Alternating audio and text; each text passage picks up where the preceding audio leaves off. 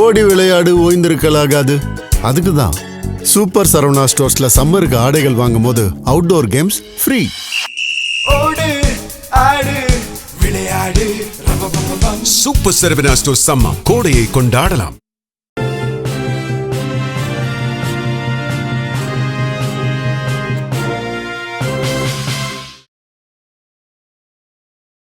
வணக்கம். ஜெம் செய்திகளுக்காக நான் அரசு. இந்திய நேரப்படி காலை 8:30 மணி செய்திகள். முதலில் ஜெம் தலைப்புச் செய்திகளை காணலாம். திமுக அரசின் நலத்திட்டங்கள் தொடரும் என முதலமைச்சர் வாயிலாக கூற வைத்ததே தங்களுக்கு கிடைத்த வெற்றி. எதிர்க்கட்சி தலைவர் உதயநிதி அறிவிப்பு.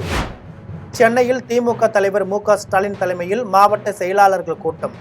தேர்தல் தோல்வி, எதிர்க்கட்சியாக செயல்படுவது உள்ளிட்டவை குறித்து ஆலோசனை. சீனா சென்றடைந்தார் அமெரிக்க அதிபர் ட்ரம்ப். சீன அதிபர் ஜின்பிங்குடன் ஈரான் போர் நிறுத்தம் தொடர்பாக பேச்சுவார்த்தை நடத்தப்படும் என எதிர்பார்ப்பு. IPL 20 ஓவர் கிரிக்கெட் தொடரின் 57வது போட்டி. கொல்கத்தாவை வீழ்த்து பெங்களூரு அணி வெற்றி. இனி விரிவான செய்திகளை காணலாம். திமுக ஆட்சியின் மக்கள் நலத்திட்டங்கள் தொடரும் என முதலமைச்சர் வாயிலாக கூற வைத்ததே எதிர்க்கட்சியாக தங்களுக்கு கிடைத்த வெற்றி என எதிர்க்கட்சி தலைவர் உதயநிதி தெரிவித்துள்ளார். தமிழக சட்டசபையின் எதிர்க்கட்சி தலைவர் உதயநிதி தனது சமூக வலைதள பக்கத்தில் சட்டசபையில் நிகழ்ந்த நிகழ்வுகளை பதிவிட்டுள்ளார். அதில் தமிழக சட்டசபையில் நேரடியாக பதிலளிக்காமல் வீட்டிற்கு சென்று முதலமைச்சர் விஜய் அறிக்கை வெளியிட்டிருப்பதாக தெரிவித்தார். பெரும்பான்மை இல்லாத நிலையிலும் பதவி வெறியோடு ஆளுநர் மாளிகைக்கு நாங்கள் தினமும் சென்று வரவில்லை என்று கடுமையாக விமர்சித்தார். மக்களால் திமுக நிராகரிக்கப்பட்டதாக கூறி வரும் முதலமைச்சர் தங்களுக்கு விழுந்த வாக்குகளை காட்டிதான் நீங்கள் முதலமைச்சராக ஆகியிருப்பதை மறந்துவிட்டீர்களா என கேள்வி எழுப்பினார். திமுக ஆட்சியை பற்றி பதிவு செய்யும் முதலமைச்சர் குதிரை பேரத்துல விலைக்கு வாங்கியோ எந்த கட்சியையும் பிளவுபடுத்தியோ திமுக ஆட்சி அமைக்கவில்லை என்று குறிப்பிட்டார். திமுக ஆட்சியின் மக்கள் நலத்திட்டங்கள் தொடரும் என தங்கள் வாயிலாக கூற வைத்ததே எதிர்க்கட்சியாக தங்களுக்கு கிடைத்த வெற்றி என்று அவர் தெரிவித்தார். சென்னையில் திமுக மாவட்ட செயலாளர்கள் கூட்டம் இன்று நடைபெறுகிறது. சென்னை அண்ணா அறிவாலயத்தில் திமுக மாவட்ட செயலாளர்கள் கூட்டம் கட்சி தலைவர் மு.க. ஸ்டாலின் தலைமையில் இன்று காலை 8:30 மணிக்கு நடைபெறுகிறது. கூட்டத்தில் தேர்தல் தோல்வி, எதிர்க்கட்சியாக செயல்படுவது உள்ளிட்டவை குறித்து விரிவாக ஆலோசனை நடத்த உள்ளதாக தகவல்கள் வெளியாகியுள்ளது. அமெரிக்க அதிபர் ட்ரம்ப் 3 நாள் சுற்றுப்பயணமாக சீனா சென்றடைந்த நிலையில் அங்கு சீன அதிபர் ஜின்பிங்குடன் முக்கிய பேச்சுவார்த்தையில் ஈடுபடுகிறார். அமெரிக்க அதிபர் ட்ரம்ப் 3 நாள் சுற்றுப்பயணமாக சீனா சென்றார். இவருடன் உள்துறை அமைச்சர் மார்க் ரூபியோ, இராணுவ மந்திரி பீட்டர் ஹெக்சேத், தொழிலதிபர் எலான் மஸ்க், ஆப்பிள் தலைமை அதிகாரி டிம் குக் உள்ளிட்டோரும் சென்றனர். தொடர்ந்து அமெரிக்க அதிபருக்கு பீஜிங் விமான நிலையத்தில் உற்சாக வரவேற்பு அளிக்கப்பட்டது.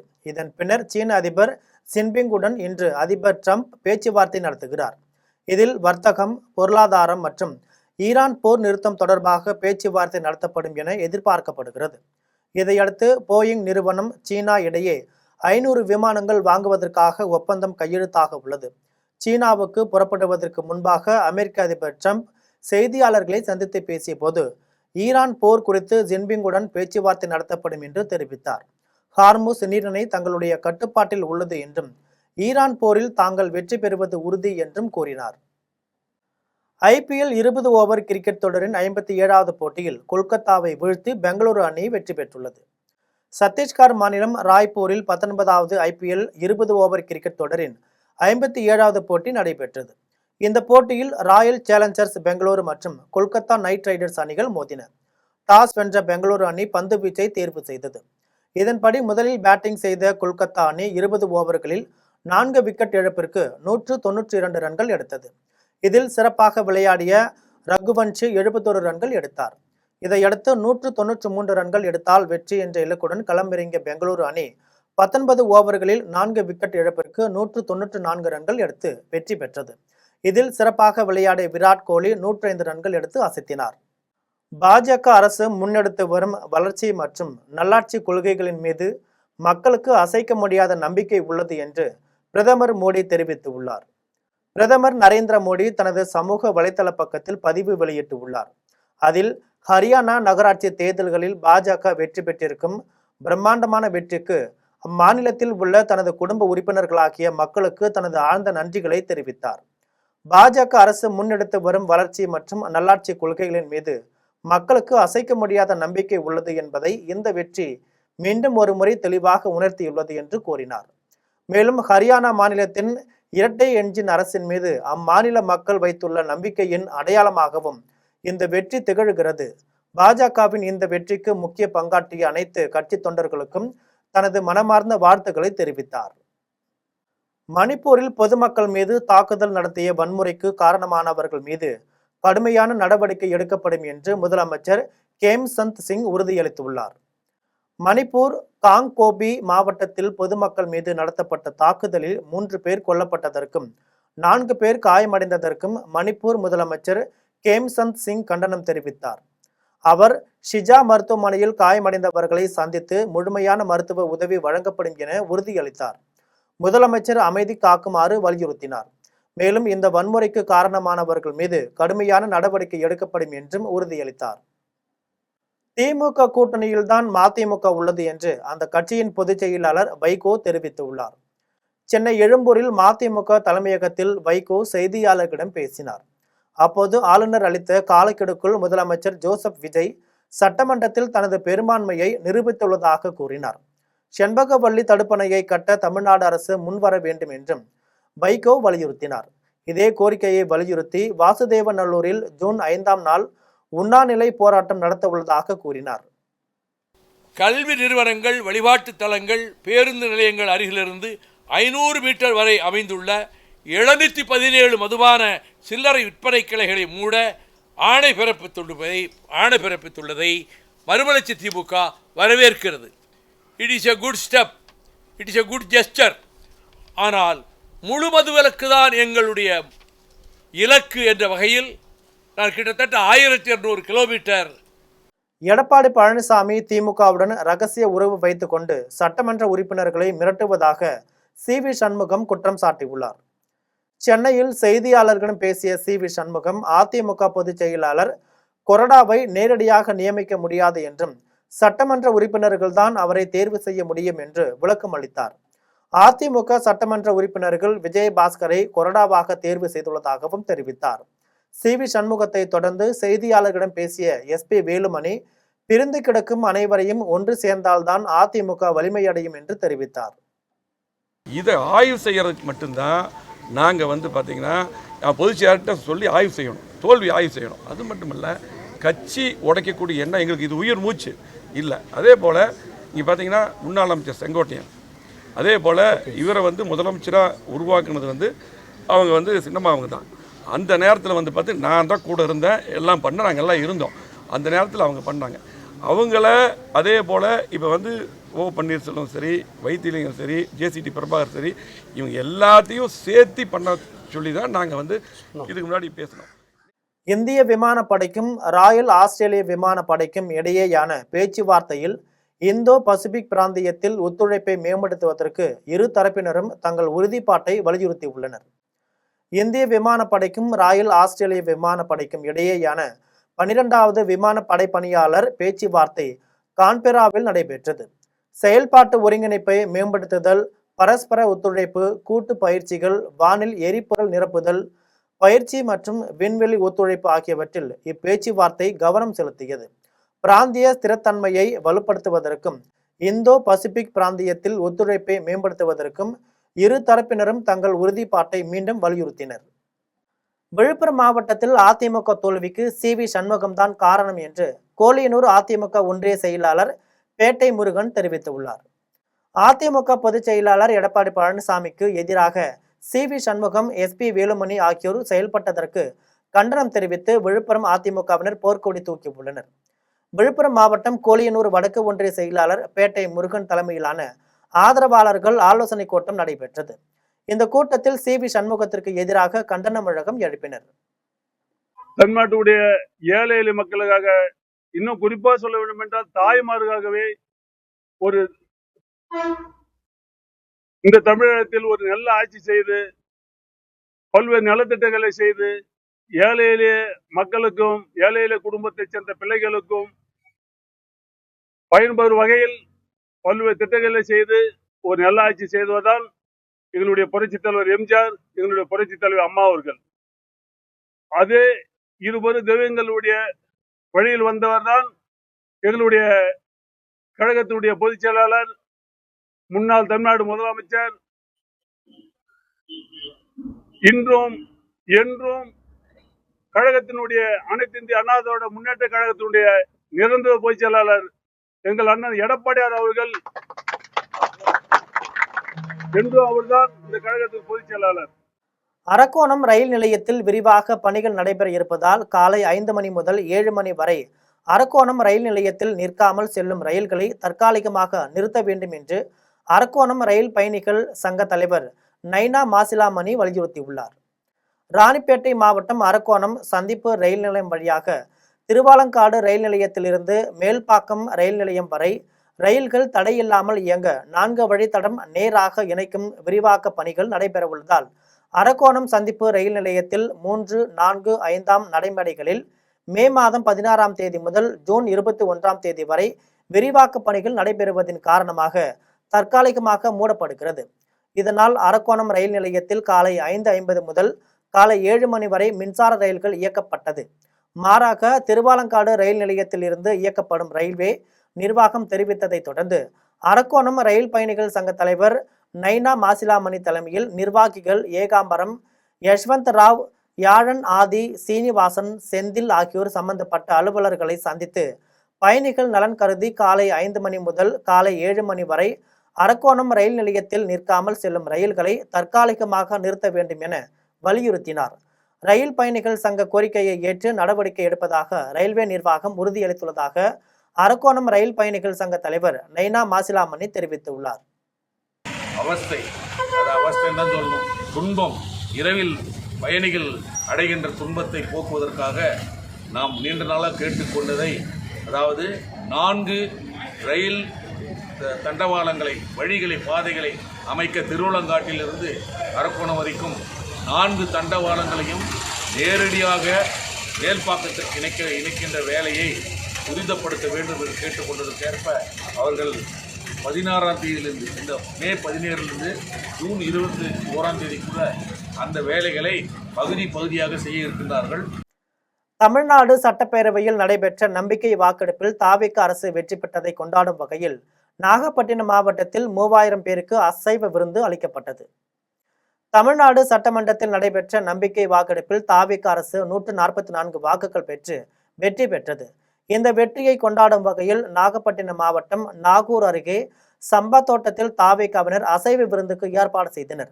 அதில் மாவட்ட செயலாளர் சுகுமார் கலந்து கொண்டு 3000 பேருக்கு உணவு வழங்கினார். வினாத்தால் முன்கூட்டி வெளியான குற்றச்சாட்டில் நீட் தேர்வை ரத்து செய்த மத்திய மோடி அரசை கண்டித்து திருப்பூரில் இந்திய மாணவர் சங்கத்தினர் போராட்டத்தில் ஈடுபட்டனர். நாடு முழுவதும் மே 3ஆம் நாள் நீட் தேர்வு நடந்தது. இதில் 22 லட்சம் மாணவர்கள் நீட் தேர்வு எழுதி இருந்தனர். இந்த நிலையில் ஒரு சில பகுதிகளில் வினாத்தால் முன்கூட்டி வெளியானதாக கூறி மத்திய அரசு நீட் தேர்வை ரத்து செய்தது. இதை கண்டித்து திருப்பூர் அரசு கலைக்கல்லூரி மாணவ மாணவியர், இந்திய மாணவர் சங்கத்தின் மாவட்ட தலைவர் விமல்ராஜ், திருப்பூர் மாவட்ட செயலாளர் மணிகண்டன் தலைமையில் ஆர்ப்பாட்டத்தில் ஈடுபட்டனர். அப்போது மத்திய அரசை கண்டித்து முழக்கமிட்டனர். அதன் பின் தலைமை அஞ்சலகத்தை முற்றுகையிட சென்ற போது காவல்துறையினர் அவர்களை தடுத்து நிறுத்தி கைது செய்தனர். நீட் தேர்வில் ஊழல் நடக்கிறதா இல்ல நீட் தேர்வே ஊழலால் நடக்கிறதா என்கின்ற கேள்வியை தமிழ்நாட்டுடைய முன்னாள் முதலமைச்சர் திரு மு க ஸ்டாலின் அவர்கள் எழுப்பியிருப்பது நியாயமான கோரிக்கையாக இன்றைக்கு அமைந்திருக்கிறது. ஏன்னா 22 லட்சம் மாணவர்கள் எழுதுறாங்க, அதனுடைய ரிசல்ட் வருவதற்கு முன்னாடி இப்படியான ஃபோர்ஜரி, ஃபேப்ரிகேஷன்ஸ் நடந்துட்டு இருக்குன்னு சொன்னா இதன் மீதான நம்பகத்தன்மையை மாணவர்கள் இழக்கக்கூடிய சூழல் ஏற்பட்டிருக்கு. நீட்டுக்கு முந்தைய நடைமுறைகளை தொடர வேண்டும். இந்த ஆண்டு நீட் தேர்வு ரத்து செய்தது மறுதேர்வு என்ற பேச்சுக்கே இடமில்லாமல் மீண்டும் பழைய நடைமுறைக்கு தொடர வேண்டும். திருவண்ணாமலை மாவட்டம் விழுகனந்தலில் நெல் கொள்முதல் செய்ய காலம் தாழ்த்துவதால் விவசாயிகள் கடும் இன்னலை சந்தித்து வருகின்றனர். திருவண்ணாமலை மாவட்டம் பாலநந்தல், மங்களம், கமலப்புத்தூர், கார்கோணம், கோவூர், லாடவரம் ஆகிய ஊர்களில் அறுவடை முடித்த விவசாயிகள் நெல் மூட்டைகளை வெளுகனந்தல் கொள்முதல் நிலையத்திற்கு விற்பனைக்கு கொண்டு வருகின்றனர். அங்கு நெல்லை உடனடியாக கொள்முதல் செய்யாமல் காலம் தாழ்த்தி வருகின்றனர். இதனால் நெல்லை விற்க 7 நாள் முதல் 10 நாள் வரை விவசாயிகள் காத்திருக்க வேண்டியுள்ளது. மூட்டைகளுடன் வாகனங்களை நிறுத்தி வைப்பதால் விவசாயிகள் கூடுதல் வாடகை கொடுக்க வேண்டியுள்ளது. இதனை கருத்தில் கொண்டு விவசாயிகளிடமிருந்து உடனடியாக நெல்லை கொள்முதல் செய்ய வேண்டும் என்று விவசாயிகள் கோரிக்கை விடுத்துள்ளனர். பூவிருந்தவல்லி மேம்பாலத்தின் மீது அரசு பேருந்து பழுதாகி நின்றதால் போக்குவரத்து நெரிசல் ஏற்பட்ட நிலையில் பேருந்துகளில் இருந்து பயணிகள் இறங்கி நடந்து சென்றனர். அரக்கோணத்தில் இருந்து பூவிருந்தவல்லிக்கு வந்த அரசு பேருந்து பூவிருந்தவல்லி மேம்பாலத்தில் இருந்து கீழே இறங்கிய போது பழுதாகி நின்றது. பேருந்தை மேம்பாலத்தின் கீழே இறக்க முயன்ற போது ஏர்லாக் ஆகி நகர்த்த முடியாத சூழல் ஏற்பட்டது. இதனால் அந்த பேருந்தின் பின்னால் வந்த அரசு பேருந்து, கார் உள்ளிட்ட பல்வேறு வாகனங்கள் அடுத்தடுத்து வரிசை கட்டி நின்றன. இதனால் அங்கு அரை மணி நேரத்திற்கு மேலாக போக்குவரத்து நெரிசல் ஏற்பட்டது. பூவிருந்தவல்லி நகருக்குள் வாகனங்கள் நுழைய முடியாத சூழல் ஏற்பட்டது. அலுவல் நேரத்தில் பூவிருந்தவல்லி நுழைவாயிலாக பார்க்கப்படும் பகுதியில் அரசு பேருந்து பழுதாகி நின்றதால் வேலைக்கு செல்பவர்கள் பேருந்தில் இருந்து இறங்கி நடந்து சென்றனர். உடனடியாக போக்குவரத்து கழக ஊழியர்கள் பழுதை சீர் செய்து வாகனத்தை அங்கிருந்து அகற்றினர். இதனையடுத்து போக்குவரத்து இயல்பானது. கெங்கவல்லி அருகே சாலையை கடக்க முயன்ற மூதாட்டி மீது சரக்கு வேன் மோதிய விபத்தில் சம்பவ இடத்திலேயே மூதாட்டி உயிரிழந்தார். சேலம் மாவட்டம் கெங்கவல்லி அருகே கூடமலை அம்பேத்கர் நகரை சேர்ந்த பொன்னுசாமி மனைவி கருப்பாயி என்பவர் தண்ணீரை எடுத்துக்கொண்டு சாலையை கடக்க முயன்றுள்ளார். அப்போது தம்மம்பட்டி பகுதியிலிருந்து கெங்கவல்லி நோக்கி சென்ற சரக்கு வேன் எதிர்பாராத விதமாக மூதாட்டி மீது மோதி விபத்துக்குள்ளானதில் மூதாட்டி கருப்பாயி சம்பவ இடத்திலேயே உயிரிழந்தார். இது குறித்து தகவல் அறிந்து சம்பவ இடத்திற்கு வந்த கெங்கவல்லி காவல்துறையினர் மூதாட்டியின் உடலை மீட்டு பிரேத பரிசோதனைக்காக ஆத்தூர் அரசு மருத்துவமனைக்கு அனுப்பி வைத்தனர். மேலும் வழக்கு பதிவு செய்து விசாரணை நடத்தி வருகின்றனர். கெங்கவல்லி அருகே விவசாய தோட்டத்திற்கு தண்ணீர் பாய்ச்ச சென்ற விவசாயி கிணற்றில் தவறி விழுந்து உயிரிழந்த சம்பவம் குறித்து காவல்துறையினர் விசாரணை மேற்கொண்டனர். சேலம் மாவட்டம் கெங்கவல்லி அடுத்த நடுவலூர் ஊராட்சிக்கு உட்பட்ட சின்னம்மன் கோவில் தோட்டம் பகுதியில் வசித்து வரும் விவசாயி கந்தசாமி என்பவர் மாலை 5 மணி அளவில் பயிர்களுக்கு தண்ணீர் பாய்ச்சுவதற்காக தோட்டத்திற்கு சென்றவர் நீண்ட நேரமாகியும் அவர் வீட்டுக்கு வராததால் அவரது மனைவி நல்லம்மாள் தோட்டத்திற்கு சென்று தேடி பார்த்தபோது 100 அடி ஆழமுள்ள கிணற்றில் அவரது செருப்பு மிதப்பதை பார்த்து அதிர்ச்சியடைந்த கூச்சலிட்டார். சப்தம் கேட்டு அருகில் இருந்தவர்கள் ஓடி வந்து உடனடியாக கெங்கவல்லி தீயணைப்பு நிலையத்திற்கு தகவல் தெரிவித்தனர். தகவலின் பேரில் தீயணைப்பு நிலைய அலுவலர் ஏழுமலை தலைமையிலான தீயணைப்பு வீரர்கள் சம்பவ இடத்திற்கு சென்று கிணற்றில் இருந்த தண்ணீரை மின் மோட்டார் மூலம் வெளியேற்றி பின்னர் சேற்றில் சிக்கியிருந்த விவசாயி கந்தசாமியை சடலமாக மீட்டனர். இதனையடுத்து கெங்கவல்லி காவல்துறையினர் வழக்கு பதிவு செய்து விசாரணை மேற்கொண்டனர். தூத்துக்குடி மாவட்டத்தில் செயல்படும் தனியார் பள்ளிகள், கல்லூரிகளில் அரசு நிர்ணயித்த கட்டணத்தை விட அதிகமாக வசூல் செய்யப்படுகிறதா என்று தூத்துக்குடி மாவட்ட ஆட்சியர் ஆய்வு செய்ய வேண்டும் என சமூக ஆர்வலர்கள் புகார் மனு அளித்துள்ளனர். தனியார் பள்ளிகள் மற்றும் கல்லூரிகளில் அரசு நிர்ணயித்த கட்டணத்தை தவிர அதிக கட்டணம் வசூலிக்க கூடாது என ஏற்கனவே சென்னை உயர்நீதிமன்றம் உத்தரவிட்டுள்ள நிலையில் தூத்துக்குடி மாவட்ட ஆட்சியர் அலுவலகத்தில் சமூக ஆர்வலர் செல்வகுமார் மனு ஒன்றை அளித்துள்ளார். அதில் தூத்துக்குடி மாவட்டத்தில் செயல்படும் தனியார் பள்ளி, கல்லூரிகளில் அதிக கட்டணம் வசூலிக்கப்படுகிறதா என மாவட்ட ஆட்சியர் ஆய்வு செய்ய வேண்டும் எனவும், அதிக கட்டணம் வசூலிக்கப்படுவது கண்டறியப்பட்டால் தனியார் பள்ளி, கல்லூரிகளின் அதிகாரத்தை ரத்து செய்ய நடவடிக்கை எடுக்க வேண்டும் எனவும், அதிக கட்டணம் வசூலிக்கும் பள்ளி, கல்லூரிகள் குறித்து மாவட்ட ஆட்சியருக்கு பெற்றோர்கள் எளிதாக தெரிவிக்கும் வகையில் வாட்ஸ்அப் எண் வழங்கப்பட வேண்டும் எனவும் மனுவில் சமூக ஆர்வலர் செல்வகுமார் வலியுறுத்தினார். காரைக்கால் அருகே சாலையில் திரிந்த நாய்கள் மற்றும் பூனைகளுக்கு விஷம் வைத்து உயிர் பறிப்பு செய்தவர் மீது நகர காவல் நிலையத்தில் வழக்கு பதிவு செய்யப்பட்டுள்ளது.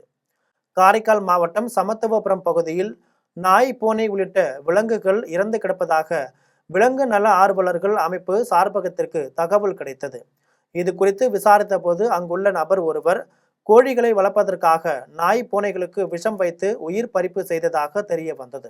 இது குறித்து விலங்கு நல ஆர்வலர்கள் அமைப்பின் தலைவர், மாவட்ட காவல் கண்காணிப்பாளர் மற்றும் நகர காவல் நிலைய ஆய்வாளருக்கு புகார் அளித்தனர்.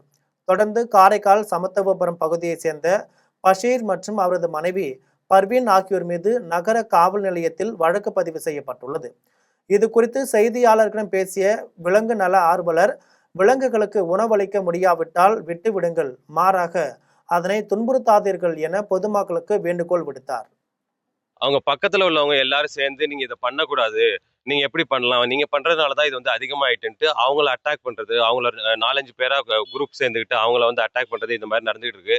இந்த மாதிரி இன்ஃபர்மேஷன்லாம் நிறைய தடவை எங்கள்கிட்ட வந்திருக்கு. நாங்களே அவங்கள்ட்ட வந்து காரியலா போய் இதை வந்து எக்ஸ்பிளைன் பண்ணியிருக்கோம். இது இப்படிதான், இது வந்து ரைட் அப்படின்னு சொல்லிட்டு. திண்டுக்கல் நத்தம் சாலையில் குண்டும் குழியுமாக உள்ளதால் புதிய அரசு பொதுமக்களின் உயிர்களை பாதுகாக்க வேண்டும் என பொதுமக்கள் கோரிக்கை விடுத்துள்ளனர். திண்டுக்கல் மாவட்டம் நொச்சி வடைப்பட்டியிலிருந்து நத்தம் வரை சுமார் 24 கிலோமீட்டர் தூரம் வரை சாலைகளை நெடுஞ்சாலைத்துறையினர் புதிதாக சாலை அமைப்பதாக கூறி கடந்த 5 மாதங்களுக்கு முன்பு சாலைகளை வருவி உள்ளனர். இதனால் சாலைகள் குண்டும் குழியுமாக காணப்படுகின்றது. இந்த வழியாக தினந்தோறும் 2 சக்கர வாகனங்கள், கார், லாரி, பேருந்து என ஆயிரக்கணக்கான வாகனங்கள் சென்று வருகின்றன. இந்த சாலைகள் குண்டும் குழியுமாகவும் வருவி விடப்பட்டிருப்பதாலும் தினந்தோறும் விபத்துகள் ஏற்படுகின்றன. மேலும் பெரிய அளவில் விபத்து ஏற்படும் முன் புதிதாக பதவியேற்ற தமிழக அரசு உரிய நடவடிக்கை எடுத்து பொதுமக்களின் உயிர்களை பாதுகாக்க வேண்டும் என பொதுமக்கள் கோரிக்கை விடுத்துள்ளனர். ஒரே நாள்ல 22 கிலோமீட்டர் எந்த ஒப்பந்ததாரரும் போட முடியாது. என்ஹெச்ல கூட இந்த சாலை அப்படி பறிக்க வேண்டியதே இல்லை, நல்லா தான் இருந்துச்சு. இது அங்கிட்டு நல்லா இருக்கு.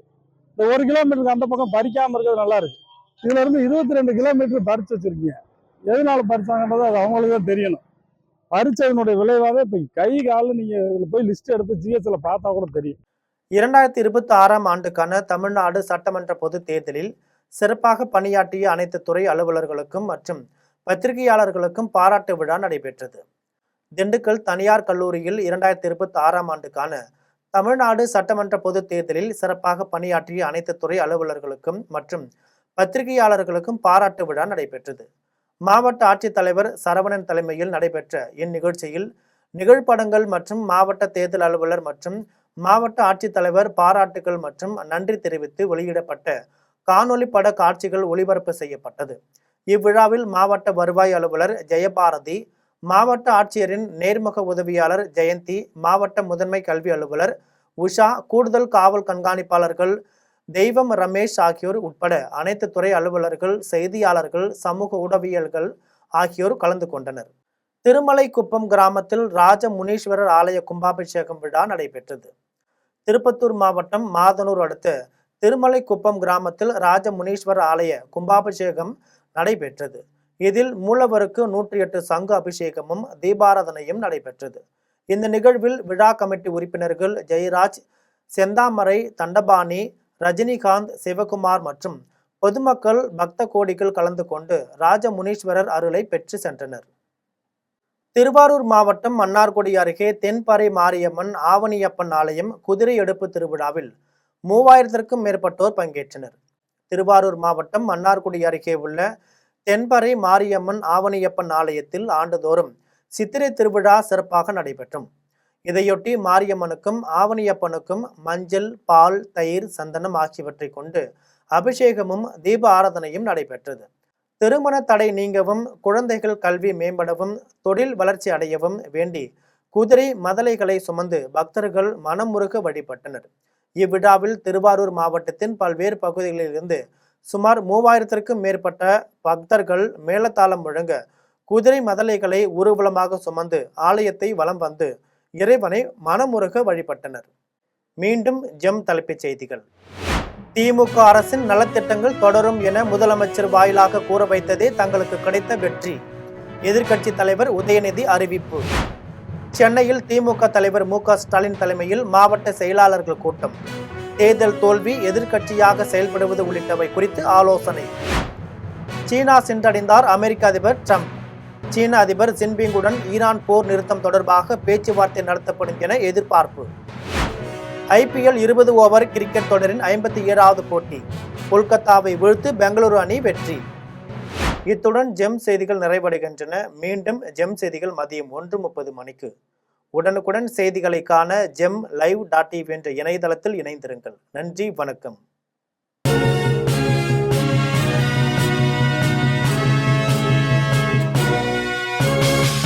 உடனுக்குடன் அப்டேட் தெரிந்து கொள்ள ஜெம் டிவி தமிழ் ஆப்பை இன்ஸ்டால் செய்யவும்.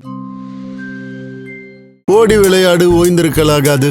அதுக்கு தான் சூப்பர் சரவணா ஸ்டோர்ஸ்ல சம்மருக்கு ஆடைகள் வாங்கும் போது அவுட்டோர் கேம்ஸ் ஃப்ரீ. ஓடு ஆடு விளையாடு. சூப்பர் சரவணா ஸ்டோர்ஸ் சம்மர் கோடையை கொண்டாடலாம்.